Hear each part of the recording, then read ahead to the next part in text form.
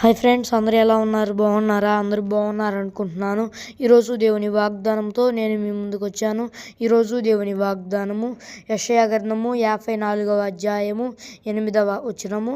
నిత్యమైన కృపతో నీకు వాత్సల్యము చూపుదును అని నీ విమోచకుడగు యెహోవా సెలవిచ్చుచున్నాడు. మరి ఈరోజు దేవుని వాగ్దానంలో మరి ఎల్లప్పుడూ ఉండే మంచి కృపతో దేవుడు వాత్సల్యం చూపుతా అని మరి ఈరోజు దేవుని వాగ్దానంలో దేవుడు సెలవిస్తున్నాడు అనమాట. మరి దేని విషయంలో కూడా భయపడాల్సిన అవసరం లేదు. అయితే దేవుడు కృప చూపిస్తా అన్నాడులే అని ఎట్లా పడితే అలా ఉండకూడదు.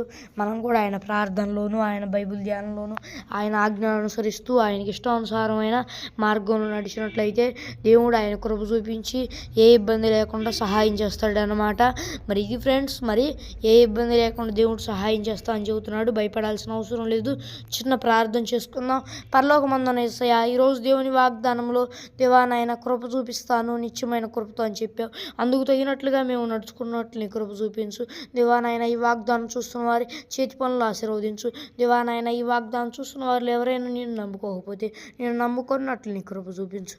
యేసుక్రీస్తు నామములో అడిగి వేడుకుంటున్నాం మా ప్రియ పరలోక మా ప్రభువు తండ్రి, ఆమేన్. మరి ఇది ఫ్రెండ్స్ ఈరోజు దేవుని వాగ్దానము. మరి ఇవాళ మంచిగా తీద్దాం వీడియో అనుకున్నా, ఇవాళ కూడా కుదరలేదు. మరి ఇది ఫ్రెండ్స్, మరి ఈరోజు దేవుని వాగ్దానము. మరి రేపటి నుండి చర్చిలో వాగ్దానాలు తీస్తాను. అందరూ చూడండి, మీరు లైక్ చేయండి, షేర్ చేయండి. మరి అలాగే ఫ్రెండ్స్, ఈ పరిచర్ని అడ్డగించడానికి సైతానుడు ఎన్నో విధాలుగా శోధిస్తున్నాడు. మరి అందరూ ఈ పరిచర్య కొరకు ప్రార్థించండి. మరి ఇది ఫ్రెండ్స్ ఈరోజు దేవుని వాగ్దానము.